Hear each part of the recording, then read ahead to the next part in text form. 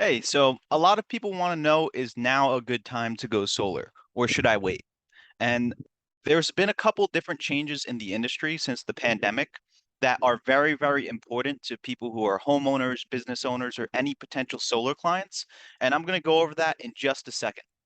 So I'm going to pull up my screen and you could see that Commerce kicked off the investigation into imports of solar cells and modules from Thailand, Malaysia, Cambodia, and Vietnam, so Asian nations, following a complaint from Auxland Solar, which is a small California-based solar manufacturer.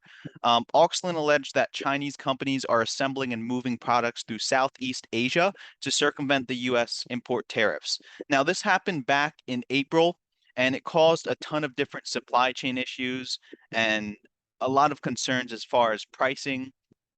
But in June of this year, President Biden declared a 24-month tariff exemption for solar panel products that are coming from those Southeast Asian nations. So we don't have to worry about tariffs coming from panels that are manufactured in those locations for the next 24 months, as of June of this year, 2022.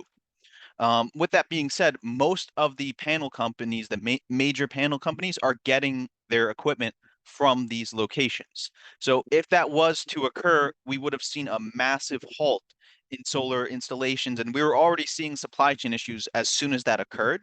But thankfully, that is no longer an issue. So for the next 24 months, we don't have to worry about tariffs on panels coming from those locations and solar products coming from those locations.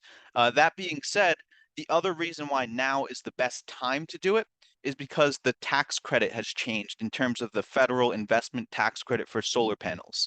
In 2019, this is pre-pandemic, this schedule that you see in front of you, but you could see in 2019, it was at 30%. The investment tax credit that people who install solar and own it and are eligible to receive that tax credit would receive if they install the project by the end of 2019.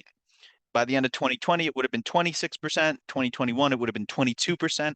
And 2022, it would have been 0% for residential and 10% for commercial and utility scale projects only.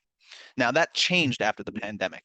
In 2022, for any projects that get installed by the end of the year, it's at 26%. For 2023, it's at 22% for any projects that get installed by the end of next year.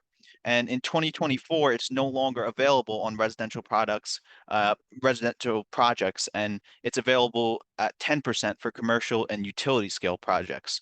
That being said, in 2024, that's when we're going to see these tariffs kick in, and most of these companies are getting their panels from those locations. So that means that the pricing is going to be significantly higher because right now, what's happening to the cost of labor? It's going up.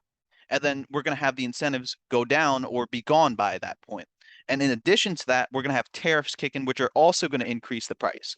So now is the absolute best time to go solar. Whether or not solar makes sense for you specifically as a homeowner or a business owner is where we come in. So Solar by the People for the People is a solar brokerage firm that does free assessments. So what we do is we take a look at your usage and we take a look at the breakdown of all your charges to calculate your rate per kilowatt hour. Based on those two numbers, we're able to see, okay, is this a viable project based on the site? Do you have a south-facing roof or do you need tree removal? Do you need a new roof? Do you need to do a canopy build to be able to offset enough of your usage because you have a flat roof and the fire codes require you to build a canopy in order to circumvent those fire codes and achieve a higher offset because you're in the city. So a lot of different things factor into whether or not solar makes sense for you, like the buyback structure in terms of whether it's net metering or net billing, if it's a one for one or if it's time of use based rate exchange. We figure that stuff out for you to determine whether or not it's worth pursuing. And if it is worth pursuing, we compare between local licensed and insured installers that we have relationships with in order to find you the best deal.